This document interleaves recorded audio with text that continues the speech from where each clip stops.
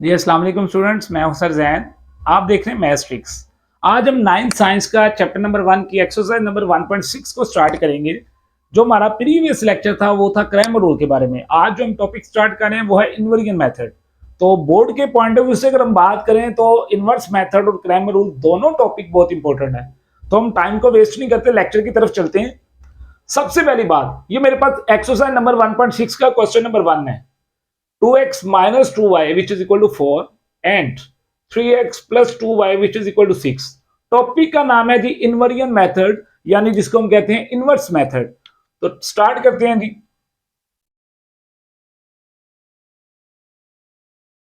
Students, आपको याद होगा जो प्रीवियस लेक्चर था मैंने उसमें एक बात की थी कि जब भी हमें क्वेश्चन गिवन होगा, वो चाहे क्रैमर रूल से हमने करना हो या चाहे हमने इनवर्स मेथड से करना हो, हम सबसे पहले गिवन क्वेश्चन को लिखेंगे मैट्रिक्स फॉर्म में।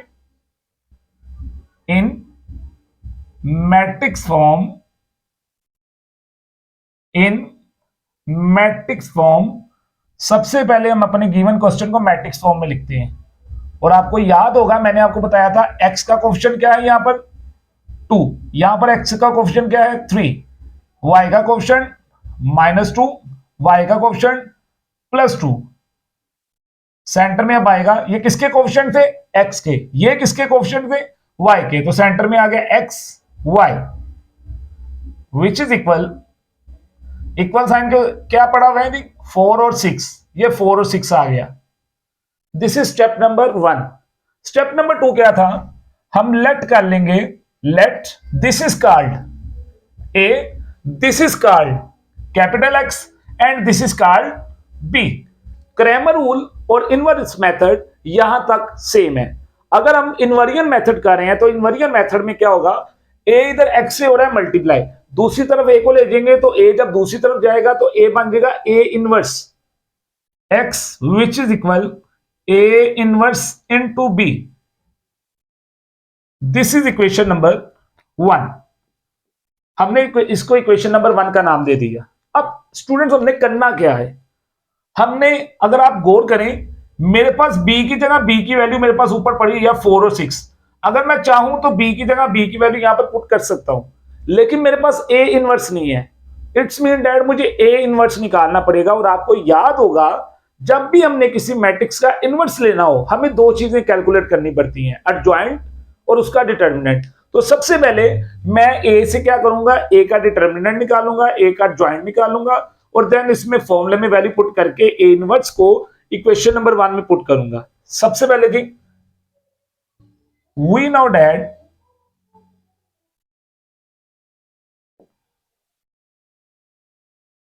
ए inverse which is equal to adjoint of A over determinant of A. ये मैं इसको हाईलाइट कर रहा हूं, आपने ये दो चीजें कैलकुलेट करनी है। तो सबसे पहले मैं कहूंगा as A which is equal, A हमारे पास है जी 2, 3, -2 एंड +2। स्टूडेंट्स, अगर हमने ए से निकालना हो ए का एडजॉइंट, हम क्या करेंगे,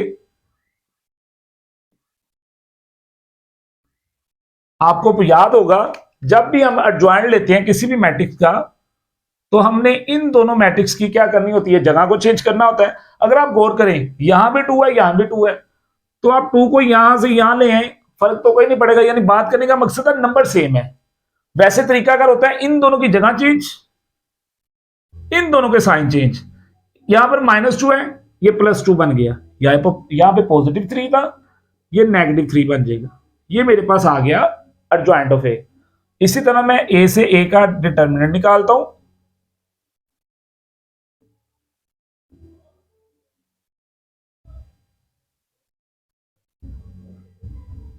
आपको पता है जब भी हम डिटर्मिनेंट लेते हैं तो हम स्ट्रेट लाइन लगाते हैं। डिटर्मिनेंट ओपन करने का तरीका क्या होता है, क्रॉस मल्टीप्लिकेशन,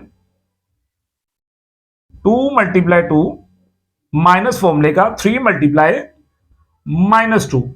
तो स्टूडेंट्स, 2 2 का क्या होता है, 2 2 का होता है जी 4, माइनस माइनस प्लस 3 2 6। तो स्टूडेंट्स, मेरे पास इसका आंसर आ गया 10। और मैंने आपको प्रीवियस लेक्चर में भी बताया था, अगर डिटर्मिनेंट का आंसर 0 आ जाए तो हम क्वेश्चन को सॉल्व नहीं कर सकते। हम नीचे लिख देते हैं कि नो सॉल्यूशन, उसका कोई सॉल्यूशन नहीं होता। ठीक है, अगर डिटर्मिनेंट का आंसर 0 ना आए तो देन हम क्वेश्चन को आगे सॉल्व कर सकते हैं। तो ये आंसर इसका आया non zero. Determinant of A जो आ चुका है हमारे पास 10। अब हम इसको फॉर्मूले में पुट करते हैं। यहां पे हम फॉर्मूले का हिंट दे देते हैं दोबारा से।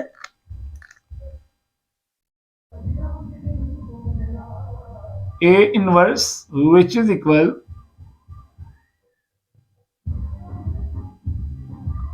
adjoint of A over A का डिटर्मिनेंट। तो स्टूडेंट्स मैं इसमें वैल्यू पुट करता हूं।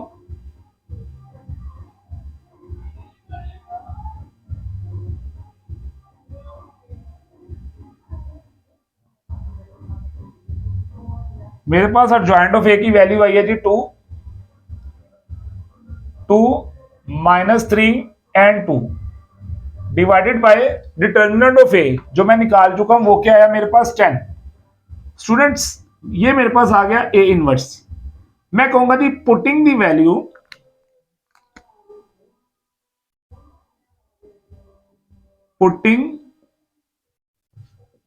Value of A inverse and B in equation number 1। मैं ए इनवर्स और इस बी की वैल्यू को यहां पर इक्वेशन नंबर 1 में पुट कर रहा हूं। तो देखिएगा ये क्या बन जाएगी, capital x which is equal. Students ये मेरे पास पड़ा था ए इनवर्स, और ए इनवर्स हमारे पास ये आ चुका है। अगर आप चाहें तो 1/10 को आप बाहर निकाल सकते हैं। बाकी मेरे पास बच्चा 10 नीचे है, तो मैं इसको 1/10 लिख सकता हूं। मेरे पास आ गया 2 -3 +2। स्टूडेंट्स यहां पे मैंने ए इनवर्स की जगह ए इनवर्स की वैल्यू पुट कर दी। अब आप देख सकते हैं 20 के साथ क्या हो रहा है मल्टीप्लाई, और बी की वैल्यू हमारे पास पड़ी हुई है 4 6। ये दोनों वैल्यूज आपस में क्या हो रही है स्टूडेंट्स, मल्टीप्लाई। हम मल्टीप्लाई करते हैं, 2 को 4 से मल्टीप्लाई किया, 2 4 था 8 प्लस 2 6 था 12। सिमिलर सेकंड रो को कॉलम से करेंगे, -3 को 4 से किया, -12 प्लस 2 6 था 12। तो स्टूडेंट्स ये मेरे पास आ गया 1/10 एज इट इज। 12 और 8 कितना होता है 20। 12 पॉजिटिव 12 नेगेटिव, कट गया 0 बचा। अब ये 10 अंदर क्या हो जाएगा, दोनों से डिवाइड हो जाएगा। ये देखिएगा 20/10, आपको पता है 0/10, 10 1 ज़ा 10 एंड 10 2 ज़ा 20। तो यूं मेरे पास जो आंसर आ गया ऊपर से वो आ गया 2, और 0 से कोई भी वैल्यू डिवाइड हो स्टूडेंट्स आंसर क्या आएगा, 0 आएगा। ये मेरा आंसर आ गया। और अब देखिएगा ये कैपिटल एक्स किसके इक्वल था, एक्स वाई के, X Y, X Y, X Y. तो आप देखिए एक्स ऊपर है, एक्स के सामने वाली वैल्यू क्या होगी 2। तो मैं कह सकता हूं मेरे पास जो एक्स की वैल्यू आ गई है student, X which is equal to 2, और y जो है वो नीचे है। इसी तरह y के सामने जो पड़ी वैल्यू पड़ी है वो 0 है। It's mean that y is equal to 0 आ गया। तो स्टूडेंट्स ये था मेरा inversion method exercise number 1.6 question number 1। अब हम चलते हैं एक्सरसाइज नंबर 1.6 के क्वेश्चन नंबर 4 पे। स्टूडेंट्स ये मेरे पास एक्सरसाइज नंबर 1.6 का क्वेश्चन नंबर 4 है। इसको भी हम इनवर्जन मेथड से सॉल्व आउट करते हैं। स्टेप नंबर 1, इन मैट्रिक्स फॉर्म। मैट्रिक्स फॉर्म में हमने गिवन क्वेश्चन को लिखा 3 -2 5 -2। सेंटर में आपको पता है किसके कोएफिशिएंट्स हैं, फर्स्ट वाले x के, सेकंड वाले किसके कोएफिशिएंट है y के, which is equal -6 and -10। This is step number 1। Step number 2 क्या था, let this is called a, this is called x, this is called b। ए इधर एक्स से मल्टीप्लाई है, दूसरी तरफ जाएगा तो ए उधर जाकर बन जाएगा A inverse, and this is equation number 1। अब हमने क्या करना है, अब हमने b की जगह तो हम b की वैल्यू पुट कर सकते हैं, लेकिन हमारे पास a इनवर्स नहीं है। हम क्या करेंगे, सबसे पहले a इनवर्स को कैलकुलेट करेंगे, एंड वी नो दैट, हम जानते हैं हमारे पास अगर हमने a इनवर्स निकालना है तो उसका फॉर्मूला क्या होता है, adjoint of a over determinant of a। तो स्टूडेंट सबसे पहले हम a से a का एडजॉइंट निकालेंगे, फिर उसका determinant, as a which is equal, a हमारे पास जो है वो है 3 -2 5 -2। ले जी, हमने a से निकाला a का एडजॉइंट, और मैंने आपको अभी बताया है कि सबसे पहले इसमें हम क्या करते हैं, वैल्यू की जगह चेंज करते हैं, यानी -2 इधर आ जाएगा, 3 इधर आ जाएगा, 3 यहां पे आ गया, इन दोनों की जगह चेंज की, इन दोनों का साइन चेंज करेंगे, जो वैल्यू नेगेटिव थी वो पॉजिटिव, जो वैल्यू पॉजिटिव है वो नेगेटिव। यू मेरे पास आ गया एडजॉइंट ऑफ ए।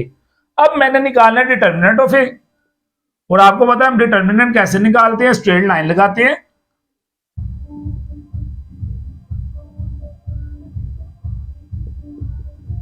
अब डिटर्मिनेंट ओपन करने का तरीका, क्रॉस मल्टीप्लिकेशन, 3 मल्टीप्लाई -2 माइनस फॉर्मूले का, देन 5 मल्टीप्लाई -2।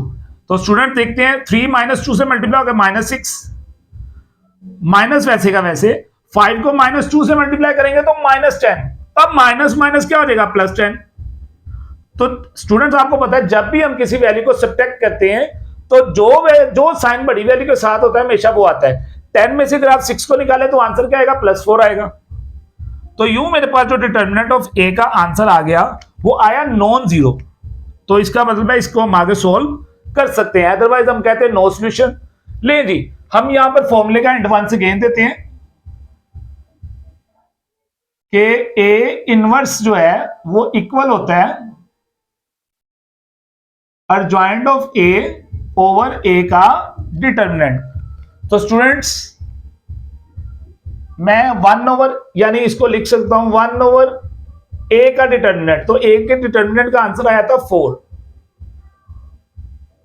जो डिटर्मिनेंट का आंसर आया था वो आया था 4, तो मैंने इस डिटर्मिनेंट के आंसर को लिख दिया 1/4 सेपरेट कर दिया, और एडजॉइंट ऑफ ए की वैल्यू -2 +2 -5 एंड 3।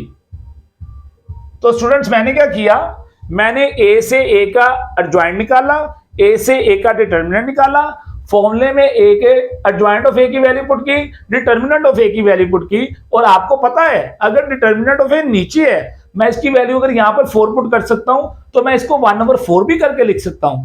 तो ये तो मेरा आ गया ए इनवर्स। अब मैं क्या करूंगा, इस ए इनवर्स की और इस बी की वैल्यू को इक्वेशन नंबर 1 में पुट करूंगा, पुटिंग द वैल्यू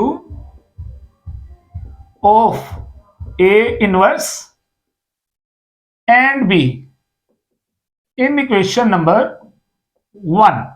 तो मैं 1 में ए इनवर्स और इस बी की वैल्यू को यहां पर पुट करने लगा हूं, तो आएगा capital x which is equal 1/4 -2 2 -5 3। ये तो आ गई ए इनवर्स की वैल्यू, और बी की वैल्यू हमारे पास पड़ी हुई थी -6 -10।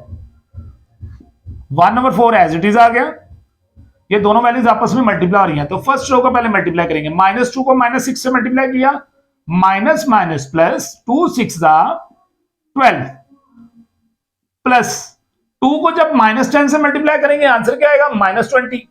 तो प्लस माइनस माइनस, तो -20 इसका आंसर आ गया। सिमिलर -5, अब सेकंड रो को कॉलम से करेंगे, -5 को -6 से, माइनस माइनस प्लस 5 6 30 प्लस फॉर्मूले का आ गया, ठीक है। 3 को जब -10 से मल्टीप्लाई करेंगे तो आंसर क्या आएगा, -30। तो माइनस प्लस माइनस, देखते हैं जी क्या आता है हमारे पास ऊपर। 20 में से आप 12 को निकालें तो बचा -8, 30 पॉजिटिव 30 नेगेटिव कट गया, तो आंसर क्या आया 0। अब हम 1/4 को अगर अंदर मल्टीप्लाई कर दें या डिवाइड कर दें, 1/4 नीचे है और 1 ऊपर है। 1 को आप 8 से मल्टीप्लाई करेंगे -8 और 4 नीचे वैसे का वैसे आ गया। जब 4 को इस 0 से डिवाइड करेंगे, देखिएगा स्टूडेंट्स, 4 1 जा 4, 4 2 जा 8, तो -2 आंसर आ गया ऊपर। और 0 से कोई भी नंबर डिवाइड हो तो आंसर क्या आता है? 0 आता है। और आप जानते हैं कैपिटल X इक्वल था X और Y के, तो similar X and Y, X के सामने वाली वैल्यू किसकी है? वो है -2, वो किसकी वैल्यू होगी? X की। और नीचे जो वैल्यू वो किसकी वैल्यू होगी? Y की। तो हम कह सकते हैं X which is equal to -2 and Y which is equal to 0। तो ये मेरा आंसर आ गया X और Y का। ये था आपकी एक्सरसाइज नंबर 1.6 का क्वेश्चन नंबर 4।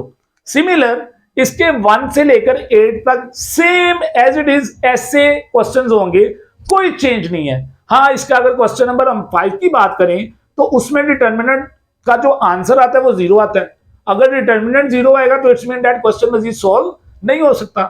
तो इसके अलावा 1 से लेकर 8 तक जितने वैसे क्वेश्चंस हैं सबके सब इसी मेथड से होंगे। सबसे पहले हम क्वेश्चन को मैट्रिक्स फॉर्म में लिखेंगे, सेकंड स्टेप में हम a x b का नाम देंगे, इक्वेशन नंबर 1 बन जाएगी। उसके बाद हमने क्या करना है? a से a का एडजॉइंट निकालना है, a से a का डिटर्मिनेंट निकालना है। फॉर्मूले में वैल्यू पुट की, हमारा a इनवर्स आ गया। Putting the value of a inverse and b in equation number 1। जब आप 1 में a इनवर्स और b की वैल्यू पुट करेंगे, इन दोनों को मल्टीप्लाई करके बाहर वाली वैल्यू को इससे डिवाइड करेंगे, तो हमारे पास x और y का आंसर आ जाएगा। तो आज का टॉपिक था हमारा इनवेरिएंट मेथड। उम्मीद करता हूं आपको इस लेक्चर की समझ आ गई होगी। आपको अगर मेरा चैनल अच्छा लगता है तो मेरे चैनल को आप लाइक करें, सब्सक्राइब करें। Thank you so much. मिलते हैं नेक्स्ट लेक्चर में। अल्लाह हाफिज।